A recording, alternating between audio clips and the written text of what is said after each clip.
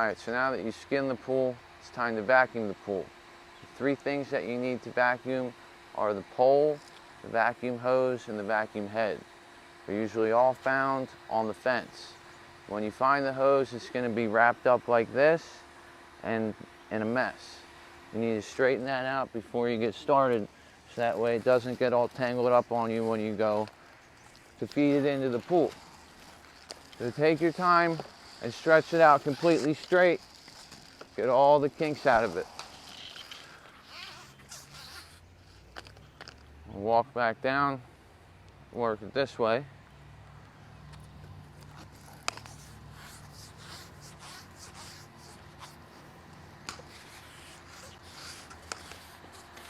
Until it's totally kink free. Then take your pole and your vacuum head, put it on just like you would the skimmer net or anything else that attaches to the pole. Pinch the buttons and wait for it to snap. Once that's in, you want to hook the hose to the head. Now the hose has two distinct ends, a blue end and a white end. The purpose of the blue end is it has a spinner on it, so that way it makes it more easy to maneuver the vacuum in the pool. Some hoses have both ends white, but one end spins and one doesn't. The spinning end always goes on the vacuum end into the pool. Otherwise, you'll end up sucking air through the other end. So you attach it real snug like this, grab it here, and begin feeding it in the pool. Let it in nice and slow and easy to where it basically wants to lie. Then grab the hose where it meets the water, pull it to the wall, and feed it in nice and slow down the wall. So that way the whole hose is filling up with water as you're doing this, and it's staying primed. So when you hook it up to the suction, it'll be ready to go right away. It won't cause any air pockets or issues with the system. So we're going to continue to feed it down here. And as we're doing that, we're working out all the air.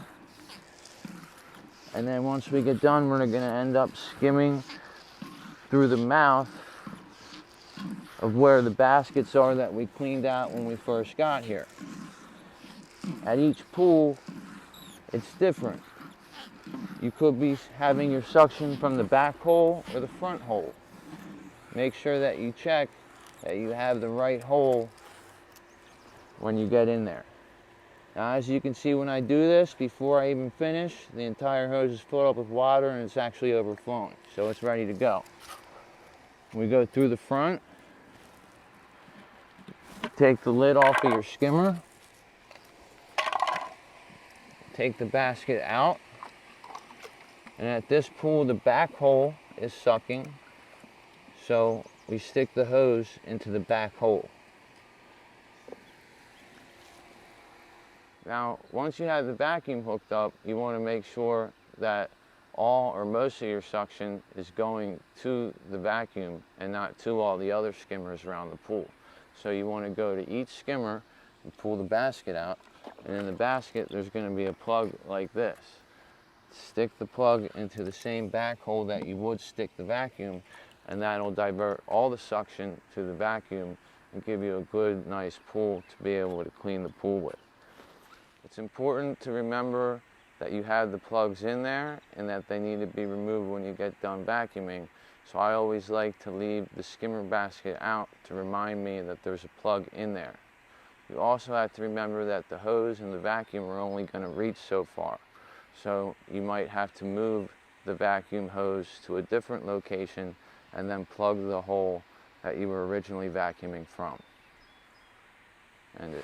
Alright, so when you vacuum, all the things you vacuum end up going into the pump right here. What you want to do after you get done vacuuming is check the pump and see if there's a lot of debris in there. If there is, let me know so I can come and clean it out. That's one of the important things to help maintaining good circulation. That's also something that you can check for. If you do all the steps of vacuuming and it doesn't seem to work, it might be because that basket's already clogged.